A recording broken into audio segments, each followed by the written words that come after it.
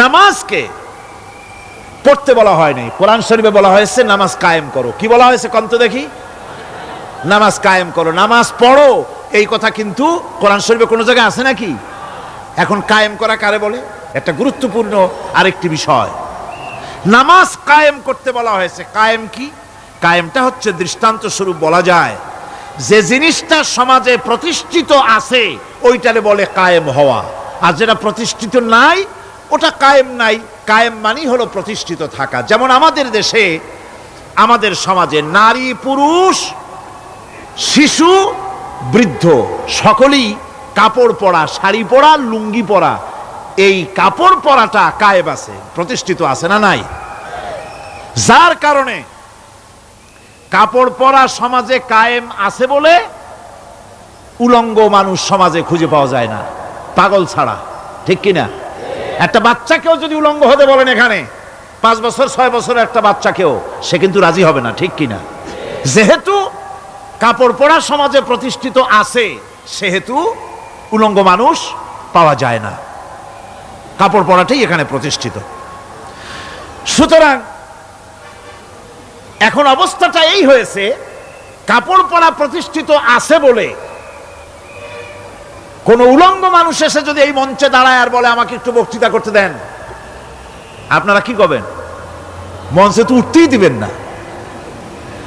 উলঙ্গ মানুষ যদি কোনো চাকরি নিতে যায় ইন্টারভিউতে, তাকে লাইনে দাঁড়াইতে দেবে? দেবে না। এমন কি উলঙ্গ হয়ে যদি বাড়িতে প্রবেশ করে তার বউ দূর দূর করে তাড়ায় দেবে। ঠিক কিনা? যেহেতু সমাজের ভিতরে কাপড় প্রতিষ্ঠিত আছে সেই জন্য এই উলঙ্গ মানুষ পাওয়া যায় না।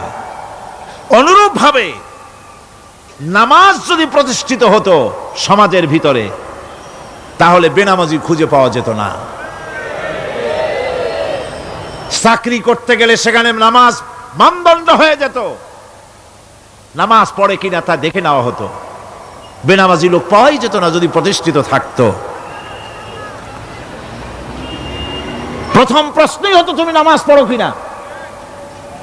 ইলেকশনে যদি একজন উলঙ্গ মানুষ এসে দাঁড়ায়, ভাইরা এবার আমার বোতল মার্কা বাক্স, উলঙ্গ মানুষ এসে ভোটে দাঁড়াইছে, আপনারা ভোট দিবেন? দিবেন। ওইটা কাপড় প্রতিষ্ঠিত আছে বলে, লুঙ্গি প্রতিষ্ঠিত সমাজে আছে বলে উলঙ্গ মানুষকে আপনি ভোট দিবেন না।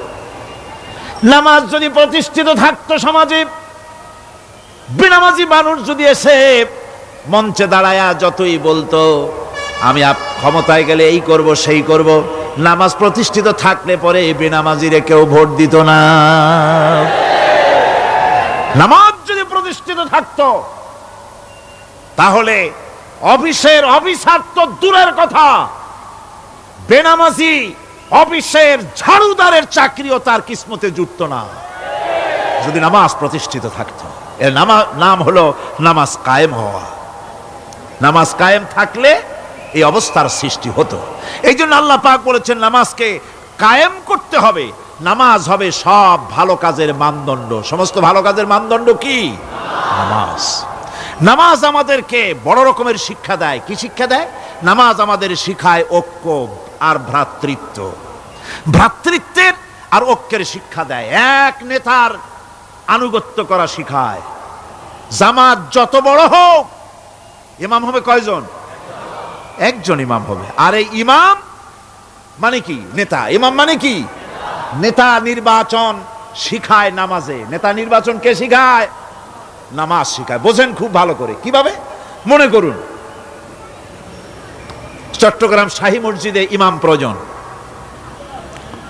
এখন সেই ইমাম নেওয়ার জন্য ইন্টারভিউ কল করা হলো, বিজ্ঞাপন দেওয়া হলো পত্রিকায়।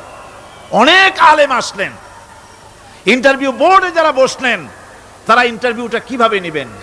যার মাথার চুল লম্বা বেশি তার ইমামতি দেওয়া হবে, যার লুঙ্গিটা পায়ের গিরার তলে তারে দেওয়া হবে, যার মোষটা মুখের মধ্যে গিয়া ঢুকছে, হাসি দিলে বুঝাই যায় না হাসে না কান্দে, তারে দিবে। দাড়িগুলা কামাইছে তারে দেবে।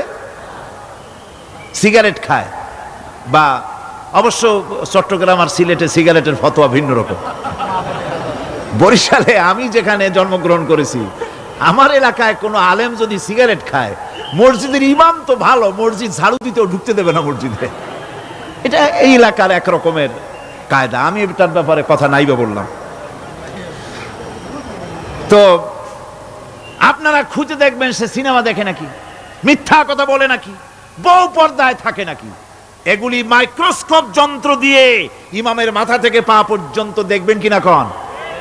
আচ্ছা এবার কন তো দেখি, এই ইমাম সাহেব ইমামতি করবে কতজন লোকের?